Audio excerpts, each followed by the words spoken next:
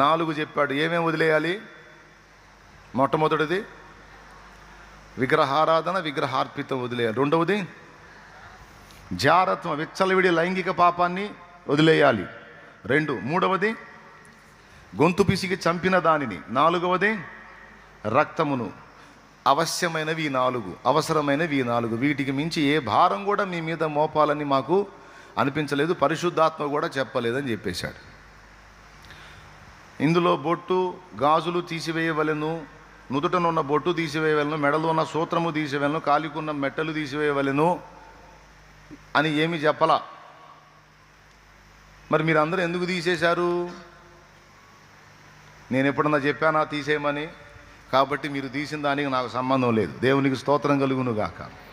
హల్లెలూయా. పెద్దగా చెప్పండి. ఏమనిపించిందో, ఎందుకు తీసేశావో మరి నీ పర్సనల్ ఒపీనియన్, నాకు సంబంధం లేదు.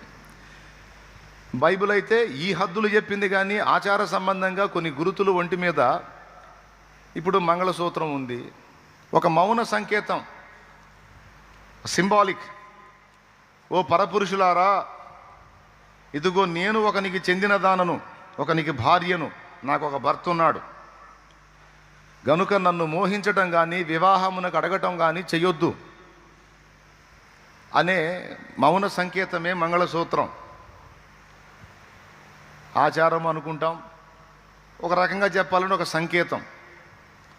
అది లేదనుకో, పెళ్లి కార్యక్రమం జరుగుతుంది, ఈ అమ్మాయి మంగళసూత్రం లేకుండా, కాలి మెట్టలు లేకుండా, ఏ గుర్తులు లేకుండా తిరుగుతుంది పెళ్లిలో. చక్కని అమ్మాయి, ఎవడో ఒకడు చూస్తాడు, తలకు మాసినోడు చూసి ఏం చేస్తాడు తెలుసా? వాడి తల్లిదండ్రుల దగ్గరికి వెళ్ళి, అమ్మ నాకు ఫలానా అమ్మాయి నచ్చింది, ఆ అమ్మాయిని చేసుకుంటాను అంటాడు. పొరపాటున అమ్మాయి భర్త అమ్మాయి పక్కన కూర్చొని ఉన్నప్పుడు ఇడిపోయి వాళ్ళ అమ్మని తీసుకొని, నాన్నని తీసుకొని పోయి వాడు పక్కన నిలబడి అడగండి అడగండి అంటే ఏంది పరిస్థితి? కట్టుకున్న భర్త పక్కనే ఉంటాడు, వీడెవరిని అడగమంటున్నాడు? వాడి భార్యను అడగమంటున్నాడు. అప్పుడు వాడేం మొత్తుకొని నెత్తి కొట్టుకుంటాడు, ఏ నా భార్యరా, నా భార్యని వివాహానికి అడుగుతా, దరిద్రుడా. ఇట్లాంటి సమస్యలు ఏర్పడతాయి. అందుకని కొన్ని సంకేతాలు, మౌన సంకేతాలు కొన్ని ఇచ్చారు. వాటిలో మంగళసూత్రం, కాలి మెట్టె. పెళ్లి కానమ్మాయికి నుదుట బొట్టు, సిగన పువ్వు, చేతి గాజు 3 ఉంటాయి. పెళ్ళి అయిన తర్వాత ఈ 2 యాడ్ అవుతాయి. కాలి మెట్టె, మంగళసూత్రం 2 యాడ్ అవుతాయి.